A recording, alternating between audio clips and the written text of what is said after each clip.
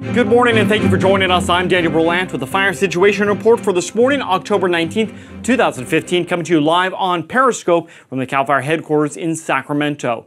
Even though we are well into the month of October, fire season still has a strong hold on many parts of California. We even saw some rain over the weekend, but that has not slowed down, unfortunately, the new wildfires that have ignited across the state. In fact, last week there were 186 new wildfires up and down the state. So even with some rain, even mudslides in Southern California, we are still seeing wildfires. And that's because conditions are so dry, it's going to take a significant amount of more rain to really put a dent in this year's fire season. Now, already this year, crews have responded to over 7,800 wildfires, 7,800 wildfires statewide, burning over 824,000 acres. Now let's jump right over to our statewide Google interactive fire map, where you can still see there are still 6 active wildfires. Most of these on the National Forest. The Forest Service still working on full containment on these fires.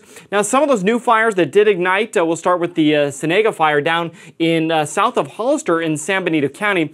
That fire burned 670 acres. It is 100% contained, and like I said, it burned just south of Hollister. Another one of these very fast-moving fires. In fact, it grew at a very fast rate despite not having super strong winds. But it's the dry conditions that allow these fires to grow so quickly. So, again, this is the Senega fire in San Benito County, just south of Hollister. It is now 100% contained. Another fire that crews contained over the weekend, or the past week, I should say, was the King fire. It burned just 2 miles west of California Hot Springs. This is in Tulare County. 36 acres in total burned there. The other fire to note that was able to grow last weekend was the military fire up here in the northern part of California. This is really in Siskiyou County, just on the north side of Mount Shasta. That fire burned not too large. In fact, crews were able to contain it fairly quickly, but the military fire, another fire that was contained last week. Now, what can we expect for the week ahead? Let's jump right over to our fire weather headlines for this week. Fire weather watch in effect for Tuesday. That's because we're expecting to see strong and dry winds starting tomorrow, Tuesday, lasting for the next 24, 48 hours into far into Wednesday. I want to jump into that map. You can see here the areas in yellow. This is where the National Weather Service has issued a fire weather watch. That means that the combination of weather conditions, in this case gusty winds and low humidity, all the way from the top of pretty much Shasta County down along the I-5 corridor through Chico, down into Sacramento, and here into the Sacramento Valley area, as well as parts of the North Bay. You can see parts of Marin, even Sonoma County, Napa County is all in this fire weather watch. I'll zoom in a little bit more so you can see some of those communities down through Elk Grove, just outside Napa and Santa Rosa. You can see almost all the way to Highway 101 here. This is I-5. Over here is Interstate 80. So a lot of area in this fire weather watch. Fire weather watch means that the potential to see extreme fires to burn very quickly exist. This is not a red flag warning. This is one level above, but it just does tell us that the weather conditions could be ripe tomorrow for new fires. So if you live in one of these areas that's under this fire weather watch, what does it mean? It means you need to be extra cautious outdoors. Especially with the gusty winds, a fire is going to spread at a very rapid rate, so you've got to take those precautions and be safe outdoors. For the rest of the area, we're going to see above normal temperatures across California. While it was nice this weekend, some areas we saw some rainfall. The temperatures are on the rise. This is going to occur later in the week through the rest of the week. Again, going hopefully back to more normal temperatures later by the weekend.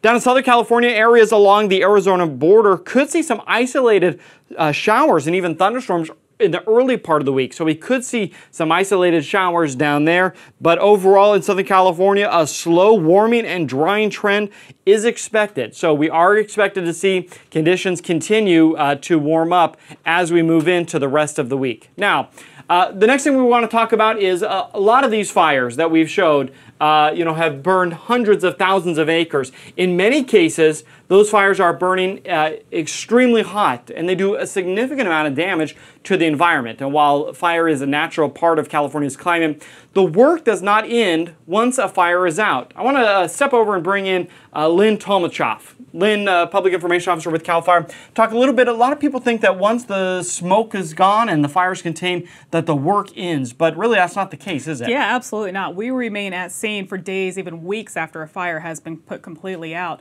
Our efforts are put into fire suppression repair and also into protecting the environment from different things that occurred during the fire. Yeah, a lot of times what happens is these fires burn at such intense rates and so hot, they just bake the soil. And so here you can see, this is a map, and it may be hard to see. This is the Valley Fire here, and just to kind of give us some perspective, here's the community of Cobb. As we go down, here's Hidden Valley Lakes, Middletown right here. So you can see all these different colors show the severity of how much, the severity of the burned soil. The red being high, the yellow being moderate, this light green being just low, and then the green really unchanged. So Lynn, obviously here the Valley Fire, it burned very hot. Yeah, absolutely. The red zones here are the worst hit with the fire, that took the most heat, did the most damage to the ground.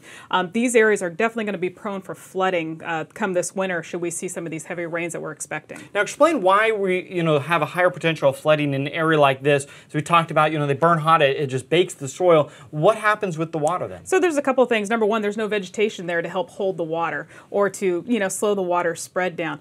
The other thing is the ground has become what they call hydrophobic, which means it will not absorb any water. That just creates pure runoff and will not allow any water to absorb into the ground. Yeah, so these areas especially hard hit, at risk for not only flooding, but also soil erosion. I mean, we saw mudslides last week down in Los Angeles. What could happen, and you kind of mentioned it, the root system not being there, what happens with soil erosion? Yeah, it's just going to wash away. And what happens at that point, you're going to get debris and mud pushed into the different water flows, which will take it down into the rivers, into the streams, and eventually make it into the larger bodies of water. Especially in this area, Lake Berryessa is a great concern. Yeah, Lynn, we have a great question for somebody. What does CAL FIRE do as far as flood response? It's a great question. So we're talking a little bit about the work that we do to prevent flooding in the first place. But a lot of our crews are trained in swiftwater rescue, especially those that are staffed year-round, or those municipal departments have swiftwater rescue teams that can respond to these type of incidents. Yeah, absolutely. CAL FIRE is an all-risk department, so one of our things is we do swiftwater rescue. So we have that plan in place, obviously.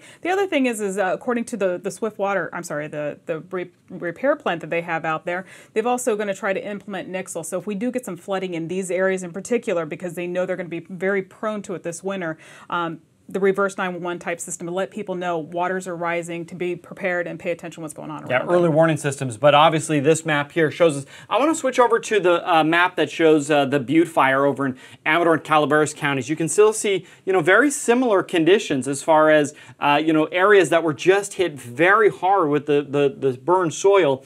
Now, a lot of the, concern as well is now we have all this water. It's not able to absorb into the soil. It just flows off. What are some of the steps that CAL FIRE takes, that we take, to get that water going into the right areas, into the natural waterways and streams? Yeah, we do a number of things. So first of all, we clear out a lot of the dead debris and brush in different areas to make sure that doesn't get down into the waterways and block things up, which also backs up the water, causing a problem.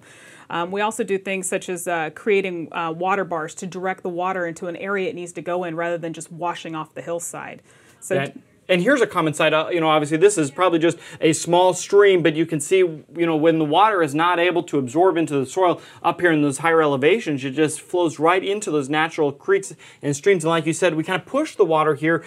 But a lot of times in a fire, these streams, especially in the higher elevations, brush and down trees, block their way. What are some of the steps that crews take right now to help make sure these streams can handle the excess water? Yeah, exactly. Like I said, we're going to clear out a lot of the brush and debris. That will help prevent the blockage then that in turn will keep the water from wanting to go a different direction or trying to find the easiest route out, which is how a lot of these floods get created. Yeah, now I know on a lot of the different areas here, you can see, a hillside. One time this was covered probably in brush, and grass, and now it's nothing more than just, a charred landscape, not any even root systems anywhere. So all this water just completely flooding down to the bottom. Now I do know there's work being done both in the Jesus Maria area, throughout Mountain Ranch, throughout many of these areas that are are very hill-like and where the topography allows that rain to fall down. That's on the Butte fire. Now the Valley Fire crews are working on addressing those at-risk areas as we speak. Yeah, absolutely. There are some areas that obviously are more at risk than others, some of the communities. So what they'll do, for example, they're doing some suppression repair efforts here because of a dozer line that was cut in. Talk about the fire suppression repair work. Bulldozer came in here to help put a line in case the fire burned up to. It looks like in this picture it didn't, but we still put a nice big line. Now you have all this open dirt. Again, has the potential for erosion. Exactly. So you can see there. It looks like there's probably a little waterway right here. So we've put some hay down, some straw down here to help kind of slow the water when it hits the ground from just washing off. It'll slow it down a little bit, help it get down into the soil, and help stop some erosion or mudslides there. Yeah. Now somebody asked, how does CAL FIRE help the soil get back to normal? And in reality, it's not that we're helping the soil get back to its normal its normalness before the fire. Mother Nature does that. It just takes time before we get there. Yeah, exactly. Like I said, Mother Nature has to do that work for us. What we're trying to do in our efforts is to keep flooding and erosion and mudslides from occurring. So one of those steps, as you mentioned, these hay, straw put down in certain areas. Explain what a straw wattle is. We don't have a picture here, but kind of explain to us what that is. You'll see straw wattles a lot on the side of a freeway. They put them on the mountainsides. They just a big tube. It looks like it's full of straw. That's exactly what it is. And they line the freeway, or they'll line roadways, hillsides. So you could line this mountainside with these large circular in diameter lines of straw that kind of help create that almost terraced effect, so that water's and the soil's not just completely running down. Exactly. At least it's kind of running. It slows vertically. it down. It slows it down and it diverts it. So two reasons for them. Yeah, so very good. So again, a lot of work right now being done to help prepare these areas for this rainfall. This is all part of our post-fire watershed emergency response teams, and those teams are in place on both the Valley Fire and the Butte Fire, working to address, again, not only the post-fire recovery work from areas that may have been damaged by us putting out the fire, but also making sure that areas that were burned significantly with the soil severity burn, that crews are helping to rehab those areas, preventing soil erosion, mudslides, flooding, all important steps. So you can find a lot of good information on our website. We have the full post-fire emergency response reports for both the Butte and the Valley Fire on our incident webpage. So at fire.ca.gov, you can click on fire information, incident information, click on either the Valley or the Butte, and you can find those reports and those hazard areas that we've identified in those areas. Now, we've been asked, what plan do we have in place for El Nino? It's a great question. People are obviously, Lynn, talking about the rainfall, aren't they? Oh, absolutely. Everybody's hoping we get it. We want to get out of this drought.